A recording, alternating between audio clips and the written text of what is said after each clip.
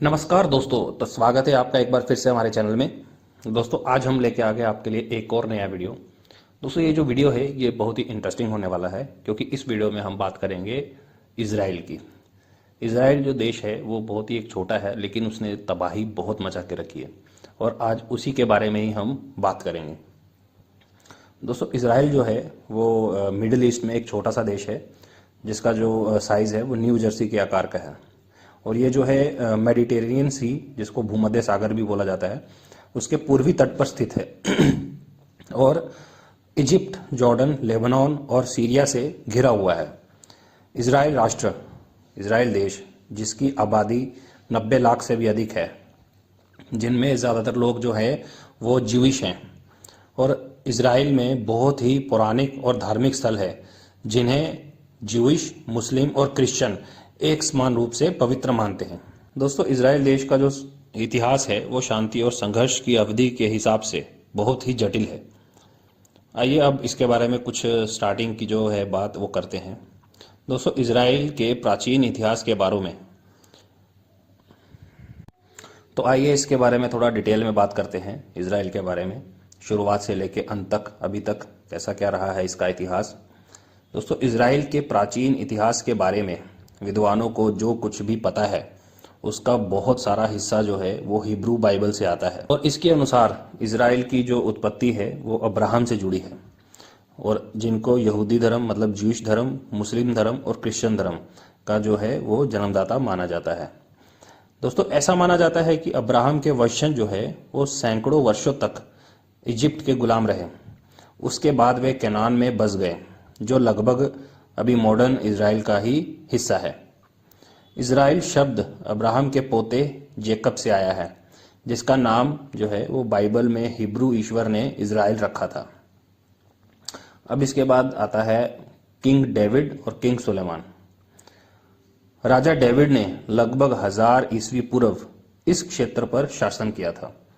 उनके बेटे जो बाद में राजा सुलेमान बने, उनको प्राचीन यरूशलेम में, मतलब जो जेरूसलेम जो है अभी के समय में जो राजधानी है इजराइल की, ठीक है, और उस समय इजराइल में सबसे पहला जो पवित्र मंदिर जो है वो बनाने का श्रेय दिया जाता है। किनको? राजा सुलेमान को।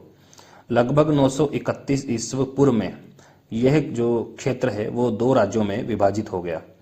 एक था उत्तर में इजराइल और दक्षिण में यहूदा। और लगभग 722 ईस्वी पूर्व में असीरियन ने आक्रमण किया और उत्तरी इजराइल राज्य जो था उसको नष्ट कर दिया। फिर 568 ईस्वी पूर्व में 568 ईस्वी पूर्व में बेबीलोनियों ने जो जेरूसलेम है इजराइल की राजधानी, उस पर कब्जा कर लिया और पहले मंदिर को नष्ट कर दिया। पहला मंदिर जो राजा सुलेमान ने बनाया हुआ था, जिसकी जगह लगभग 516 ईस्वी पूर्व में दूसरा मंदिर बनाया गया। मतलब उसकी जगह एक दूसरा मंदिर बनाया गया। कब? 516 ईस्वी पूर्व में। और ऐसे ही अगले कई जो है दशताब्दियों तक जो मॉडर्न इजराइल है उसकी जो ये है अभी उसकी जो जमीन है उस पर अलग अलग जो तरह के हैं समूहों ने विजय प्राप्त की और शासन किया, जिनमें फारसी, यूनानी, रोमन, अरब, फिर टर्की, क्रूसेडर, फिर इजिप्ट और जो इस्लामिस्ट जो देश हैं, इस्लामिस्ट कंट्री है, उन्होंने टाइम टू टाइम वहाँ पे राज किया, शासन किया। फिर इसके बाद आता है बलफोर की घोषणा। दोस्तों 1517 से 1917 ईस्वी तक आज के जो इजराइल है, आज के इजराइल के साथ साथ जो मध्य पूर्व के जो अधिकांश भाग पर जो ओटोमन साम्राज्य का शासन था। लेकिन प्रथम विश्व युद्ध के मध्य पूर्व में भू राजनीतिक परिदृश्य को नाटकीय रूप में बदल दिया। 1917 में युद्ध के चरम पर जो ब्रिटिश विदेश सचिव आर्थर जेम्स बाल्फोर ने पैलेस्टाइन में एक यहूदी मातृभूमि की स्थापना का समर्थन करते हुए एक आशय पत्र जो था प्रस्तुत किया। मतलब बालाफोर ने एक वो दिया था, एक हिसाब से ऑफर दिया था जो इजराइल है उसको 2 हिस्सों में बांटने का। लेकिन ब्रिटिश सरकार को ये उम्मीद थी कि औपचारिक घोषणा, जिसे बाद में बाल्फोर घोषणा के रूप में जाना गया, प्रथम विश्व युद्ध में मित्र राष्ट्रों के लिए समर्थन को प्रोत्साहित करेगी। जब 1918 में प्रथम विश्व युद्ध मित्र राष्ट्रों की जीत के साथ समाप्त हुआ तो 400 साल पुराना ओटोमन साम्राज्य जो था उसका शासन जो था वो समाप्त हो गया और फिर ग्रेट ब्रिटेन ने उस क्षेत्र पर नियंत्रण कर लिया, जिसे बाद में फिलिस्तीन, मतलब आज के समय में जो इजराइल, फिलिस्तीन और जॉर्डन जो है कंबाइन है, उसके नाम से जाना गया। बाल्फोर घोषणा और फिलिस्तीन पर ब्रिटिश शासन को राष्ट्रसंघ द्वारा 1922 में मंजूरी दी गई।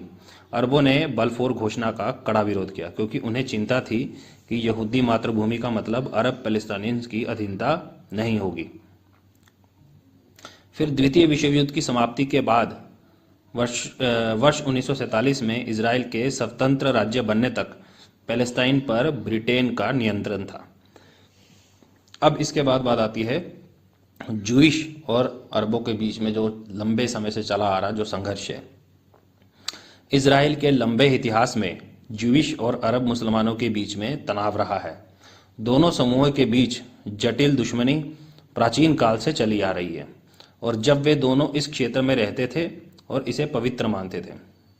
जूइश और मुसलमान दोनों ही जेरूसलेम जो सिटी है उसको पवित्र मानते हैं। इसमें मंदिर पर्वत, अल अक्सा मस्जिद और पश्चिमी दीवार, डोम ऑफ द रॉक और कई अन्य पवित्र स्थल जो है शामिल हैं। हाल ही के वर्षों में अधिकांश संघर्ष इस बात पर केंद्रित रहा है कि निम्नलिखित क्षेत्रों पर जो अभी मैं बताऊंगा क्षेत्रों पर कब्जा कौन कर रहा है। सबसे पहले है गाजा पट्टी, जो इजिप्ट और मॉडर्न इजराइल के बीच में स्थित भूमि का एक टुकड़ा है। फिर दूसरा है गोलान हाइट्स, सीरिया और मॉडर्न इजराइल के बीच में एक चट्टानी जो पठार है।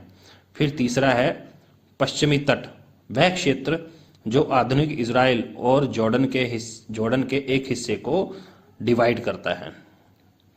फिर उसके बाद आता है जाविनी आंदोलन।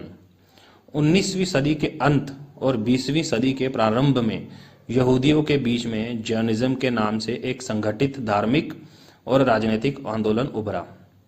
जियोनीवादी पैलेस्टाइन में यहूदी मातृभूमि को फिर से स्थापित करना चाहते थे। बड़ी संख्या में यहूदी प्राचीन पवित्र भूमि पर आकर बस गए और फिर वहां पे आके अलग अलग तरीके से बस्तियां बना ली। फिर 1882 और 1903 के बीच लगभग 35,000 जो ज्यूइश थे वो पैलेस्टाइन चले गए। फिर उसके बाद 1904 और 1914 के बीच में 40,000 और लोग इस क्षेत्र में बस गए। कहाँ पे? पैलेस्टाइन के एक हिस्से में। यूरोप और अन्य जगह पर रहने वाले कई ज्यूइश ने नाजी शासन के दौरान उतड़ीपन के डर से पैलेस्टाइन में शरण ली और जियोनीवाद को अपनाया। होलोकॉस्ट और द्वितीय विश्व युद्ध समाप्त होने के बाद जियोनी आंदोलन के सदस्यों ने मुख्य रूप से एक स्वतंत्र ज्यूइश राज्य बनाने पर ध्यान केंद्रित किया। मतलब दोस्तों ये आपको मालूम है जब ये दूसरा जो विश्व युद्ध चल रहा था इस समय बहुत ही बड़ा नरसंहार किया था। किसने नरसंहार किया था? उस समय जो ऐसा माना जाता है कि जो दूसरा विश्व युद्ध है वो जर्मनी की वजह से शुरू हुआ था। जर्मनी में जो अभी के ज़माने में जो सबसे बड़े तानाशाह रहे हैं अडोल्फ हिटलर को ज्यूइश से बहुत ही नफरत थी। इसीलिए वो क्या करते थे, मतलब ज्यूइश को हर जगह से ढूंढ के उनका नरसंहार करते थे। और दोस्तों ऐसा नरसंहार किया ना, अगर ऐसा माना जाता है कि अगर अडोल्फ हिटलर अंत तक रहते तो लगभग वो पूरी दुनिया से ही ज्यूइश की जो आबादी थी उसको खत्म कर देते। फिर अब बात करते हैं इजराइल की। फिर पैलेस्टाइन में अरबों ने जियोनी आंदोलन का विरोध किया और दोनों समूहों के बीच में तनाव जारी रहा। परिणाम स्वरूप एक अरब राष्ट्रवादी आंदोलन विकसित हुआ। मतलब वो नरसंहार इतना खतरनाक और इतना बड़े पैमाने पर हो रहा था कि ज्यूइश के कुछ बड़े नामी ग्रामी लोग थे, उनमें से कुछ लोगों ने जियोनीवाद को ये दिया, आंदोलन जो था जियोनीवादी का उसको शुरू किया। और उस जियोनीवाद में ये था कि दुनिया में बसे हुए किसी भी कोने में जितने भी ज्यूइश थे वो धीरे धीरे अपना जो है पैलेस्टाइन में जहाँ पे इजराइल को ज्यूइश को जगह मिली थी वहाँ पे बसें। अब इसके बाद बारी आती है इजराइल कैसे फ्री हुआ था, इजराइल की स्वतंत्रता कैसे हुई थी। यूनाइटेड नेशंस ने 1947 में फिलिस्तीन को एक ज्यूइश और अरब राज्य में विभाजित करने की योजना को मंजूरी दे दी। लेकिन अरबों ने इसका अस्वीकार किया, मतलब इसको स्वीकार नहीं किया, क्योंकि वो चाहते थे कि जो पैलेस्टाइन का जो जगह है वो पूरी की पूरी मुस्लिमों के ही अधीन रहे, कोई भी ज्यूइश जो है वो कंट्री ना बने, है ना। फिर मई 1948 में इजराइल को आधिकारिक तौर पर एक स्वतंत्र राज्य घोषित किया गया तथा ज्यूइश जो एजेंसीज के प्रमुख जो थे वो डेविड बेन गुरियन को प्रधानमंत्री बनाया गया।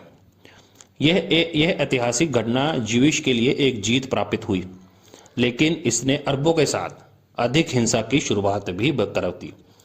अब बात करते हैं अरब और इजराइल के बीच में जो चलता आ रहा है, जो कन्फ्लिक्ट चलता आ रहा है, जो युद्ध चलता आ रहा है, उसके बारे में बात करेंगे। दोस्तों, स्वतंत्र इजराइल की घोषणा के बाद 5 अरब देश जिसमें इजिप्ट, जॉर्डन, इराक, सीरिया और लेबनान ने तुरंत इस क्षेत्र पर आक्रमण कर दिया, मतलब हमला कर दिया। जैसे ही वो इजराइल जो था वो स्वतंत्र हुआ, उसके तुरंत बाद ही इन 5 देशों ने किसके ऊपर हमला कर दिया? इजराइल के ऊपर, जिसे 1948 के अरब इजराइल युद्ध के रूप में जाना गया। फिर पूरे इजराइल में गृह युद्ध छिड़ गया, लेकिन 1949 में युद्ध विराम समझौता हुआ। फिर दोस्तों, अस्थायी युद्ध विराम समझौते के तहत पश्चिमी तट जॉर्डन का इस हिस्सा बन गया और गाजा पट्टी इजिप्ट का क्षेत्र बन गया। अब ये जो संघर्ष है ये 1948 से लेकर अब तक कैसा चला आ रहा है? 1948 के अरब इजरायली युद्ध के बाद से अरबों और ज्यूइश के बीच में कई युद्ध और कई हिंसक घटनाएं हुई हैं, जिनमें से उनमें से कुछ मैं अभी बताता हूं। सबसे पहले है स्वेज संकट। 1948 के युद्ध के बाद वर्षों में इजराइल और मिस्र के बीच में संबंध खराब रहे। फिर 1956 में मिस्र के राष्ट्रपति जो थे गमाल अब्देल नासर ने स्वेज नहर पर कब्जा कर लिया और उसका राष्ट्रीयकरण कर दिया, जो लाल सागर को मेडिटेरेनियन जो सी है उससे जोड़ने वाला महत्वपूर्ण शिपिंग जलमार्ग है। मतलब वो उस नहर पे कब्जा कर लिया जो उसके लिए, बिजनेस के लिए बहुत ही इंपॉर्टेंट था। उसी रास्ते से ही जितने भी बड़े बड़े शिप्स थे जो बिजनेस से रिलेटेड थे उनकी आवाजाही थी उस मार्ग पे, उस जल मार्ग पे। फिर ब्रिटिश और फ्रांसीसी सेनाओं की मदद से इजराइल ने सिनाई प्रायद्वीप पर हमला किया और स्वेज नहर को फिर से अपने कब्जे में ले लिया। फिर है 6 दिवसीय युद्ध। 1967 में 1967 में एक आश्चर्यजनक हमले के रूप में शुरू हुए इस युद्ध में इजराइल ने 6 दिनों में ही इजिप्ट, जॉर्डन और सीरिया को हरा दिया। इस संक्षिप्त युद्ध के बाद इजराइल ने गाजा पट्टी, सिनाई प्रायद्वीप, पश्चिमी तट, गोलान हाइट्स पर नियंत्रण कर लिया। इन क्षेत्रों को इजराइल द्वारा कब्जा किया गया माना जाता है। फिर है योम किपुर युद्ध। फिर 1973 में इजरायली सेना को चौंका देने की उम्मीद में इजिप्ट और सीरिया ने योम किपुर के पवित्र दिन पर इजराइल के खिलाफ हवाई हमले किए। 2 सप्ताह तक लड़ाई चलती रही, जब तक कि यूनाइटेड नेशंस ने युद्ध को रोकने के लिए एक प्रस्ताव पारित नहीं कर दिया। सीरिया को इस लड़ाई के दौरान गोलान हाइट्स पर फिर से कब्जा करने की उम्मीद थी, लेकिन वह असफल रहा। फिर 1981 में इजराइल ने गोलान हाइट्स पर कब्जा कर लिया, लेकिन सीरिया ने इसे क्षेत्र के रूप में दावा करना जारी रखा। फिर उसके बाद आता है लेबनान युद्ध। 1982 में इजराइल ने लेबनान पर आक्रमण किया और पैलेस्टाइन मुक्ति संगठन, जिसको PLO के नाम से भी जाना जाता है, उसको बाहर निकाल दिया। यह समूह जो 1964 में शुरू हुआ, जिसने 1947 तक पैलेस्टीन में रहने वाले सभी अरब नागरिकों को पैलेस्टाइन घोषित कर दिया। इजराइल के भीतर एक पैलेस्टाइन राज्य बनाने पर भी केंद्रित था इसका ध्यान। फिर आता है पहला पैलेस्टाइन इंतिफादा। गाजा और वेस्ट बैंक पर इजराइल के कब्जे के कारण 1987 में पैलेस्टाइन विद्रोह हुआ और सैकड़ों लोगों की मौत हो गई। ओस्लो शांति समझौते के नाम से जाने जाने वाली शांति प्रक्रिया ने इंतिफादा, अरबी शब्द है ये, जिसका अर्थ है झटका देना, मतलब झटक देना, को समाप्त कर दिया। फिर इसके बाद पैलेस्टाइन प्राधिकरण का गठन हुआ। उसने इजराइल के कुछ क्षेत्रों पर कब्जा कर लिया। फिर 1997 में इजरायली सेना जो थी उसने वेस्ट बैंक के कुछ हिस्सों से हट गई। ठीक है, फिर उसके बाद आता है दूसरा पैलेस्टाइन इंतिफादा। फिलिस्तीनियों ने 2000 में इजरायलियों पर आत्मघाती बम और कई अन्य तरीके के हमले किए और इसके रिजल्ट से हिंसा जो थी कई वर्षों तक चलती रही और जब तक कि युद्ध विराम नहीं हो गया। इजराइल ने फिर 2005 के अंत तक गाजा पट्टी से सभी सैनिकों और ज्यूइश जो बस्तियां थी, ज्यूइश जो टाउन्स थे, उनको हटाने की योजना की घोषणा की। फिर आता है दूसरा लेबनान युद्ध। इजराइल ने 2006 में लेबनान के शिया इस्लामी आतंकवादी समूह जो है वो हिजबुल्लाह के साथ युद्ध किया। संयुक्त राष्ट्र मतलब यूनाइटेड नेशंस द्वारा वार्ता मतलब जो एक चल रही थी, कॉन्फ्रेंस चल रही थी, उसके माध्यम से युद्ध के विराम के बाद संघर्ष शुरू होने के कुछ महीने बाद ही समाप्त हो गया। फिर आता है हमास युद्ध। इजराइल हमास के साथ बार बार हिंसा में शामिल रहा है। हमास जो है वो एक सुन्नी इस्लामी आतंकवादी समूह है जिसने 2006 में पैलेस्टाइन की सत्ता संभाली थी और कुछ अधिक महत्वपूर्ण संघर्ष 2008, 2012, 2014, 2021 और 2023 में शुरू हुए। अब बात करते हैं मॉडर्न इजराइल की। इजराइल और पैलेस्टाइन के बीच झड़पें अभी भी आम बात है। भूमि के प्रमुख क्षेत्र विभाजित हैं, लेकिन कुछ पर दोनों समूह अपना दावा करते हैं।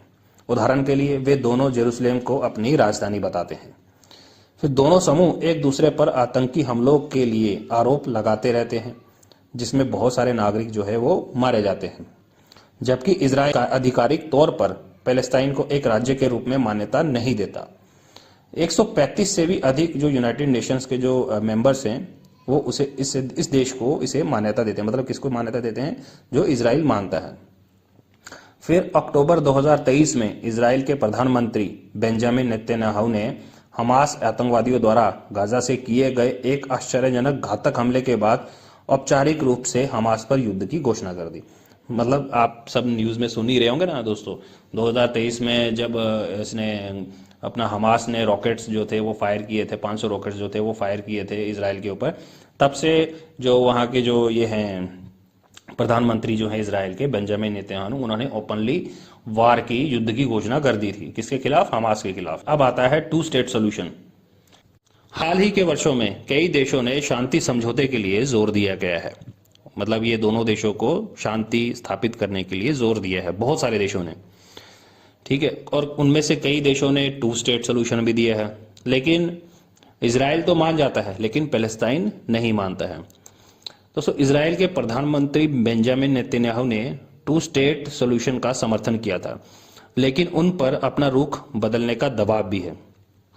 नेतन्याहू पर 2 राज्य समाधान का समर्थन करते हुए पैलेस्टाइनी क्षेत्र में जो ज्यूइश बस्तियों को प्रोत्साहित करने का भी आरोप लगाया है। ठीक है, फिर संयुक्त राज्य मतलब यूनाइटेड नेशंस अमेरिका इजराइल के सबसे करीबी सहयोगियों में से एक है। मतलब दोस्तों, जो अमेरिका है वो इजराइल को पूरा सपोर्ट करता है। मई 2017 में इजराइल की यात्रा के दौरान अमेरिकी जो प्रेसिडेंट थे डोनाल्ड ट्रंप ने नेतन्याहू से पैलेस्टाइन के साथ शांति समझौते को अपनाने का आग्रह किया और मई 2018 में अमेरिकी दूतावास तेल अवीव से जेरूसलेम में स्थानांतरित हो गया, जिसे पैलेस्टाइनियों ने इजराइल की राजधानी के रूप में जेरूसलेम के लिए अमेरिकन समर्थन के संकेत के रूप में देखा। फिर पैलेस्टाइन ने गाजा इजराइल सीमा पर विरोध प्रदर्शन किया, जिसका सामना इजराइल जो डिफेंस थी, इजरायली डिफेंस थी, उसने किया, जिसके रिजल्ट में बहुत सारे जो प्रदर्शनकारी थे वो मर गए। और दोस्तों, ये जो कन्फ्लिक्ट है ये कंटिन्यूस चलता आ रहा है, बहुत समय से चलता आ रहा है। जब से इजराइल जो था वो बना ही नहीं था, जब से ये कन्फ्लिक्ट चलता आ रहा है। और आज भी ये आप देख ही रहे हैं, आए दिन न्यूज़ में सुनते रहते हैं कि ये जो कन्फ्लिक्ट है ये टाइम के साथ साथ बढ़ता जा रहा है। पहले जो था दोस्तों, आप ये भी चीज समझो कि इजराइल एक बहुत ही छोटा सा देश है और इसकी जो पॉपुलेशन जवाब दिया था कि करीब 1 करोड़ के आसपास ने रॉकेट्स, और इतना छोटा देश होने के बाद भी उस तब से लेके अब मतलब जितने भी इस देश के आसपास के झगड़ा जो है, जो लड़ाई, सब जो उसकी युद्ध जो दुश्मन है, है, थोड़ा मतलब बहुत चलता आ रहा है। इजराइल जो है अभी के चारों समय में तरफ से तूल अपने पकड़ दुश्मनों लिया के है, साथ घिरा क्योंकि हुआ इसमें है, इराक लेकिन भी फिर घुस भी गया है, लेबनान वो भी घुस गया है एकदम ना। बिंदास, एकदम बेबाक रहता है, किसी से भी नहीं डरता। इसका रीजन ये है, भले वहाँ की जो जनसंख्या है बहुत कम है, लेकिन इसराइल के जो लोग हैं मतलब टेक्नोलॉजी के मामले में बहुत ही आगे हैं, बहुत ही एडवांस हैं। और इसराइल के पास जो है, इसराइल देश जो है वो हथियार बनाने में अलग अलग तरीके के और एडवांस जो है वारफेयर जो है वो बनाने में बहुत सक्षम है। और ये जो अपने बनाए हुए हथियार हैं ये दूसरे दूसरे देशों को बेचता भी है। और इन सब चीज़ों के बाद भी एक खासियत है इसराइल देश की, कि इसराइल देश के किसी भी नागरिक को अगर वो कोई पढ़ाई कर रहा है तो उसको उस पढ़ाई के दौरान कम से कम 3 साल जो है वो इसराइल की जो आर्मी है उसमें समय देना पड़ता है। ये कंपलसरी है वहाँ के लिए। तो दोस्तों आज की वीडियो में बस इतना ही। प्लीज़ हमारे चैनल को सब्सक्राइब करें, शेयर करें और हाँ, बेल आइकन दबाना ना भूलें, ताकि हम जो रोज़ रोज़ जो नए वीडियो, इंटरेस्टिंग वीडियो डालते हैं वो आप तक आसानी से पहुंच जाए।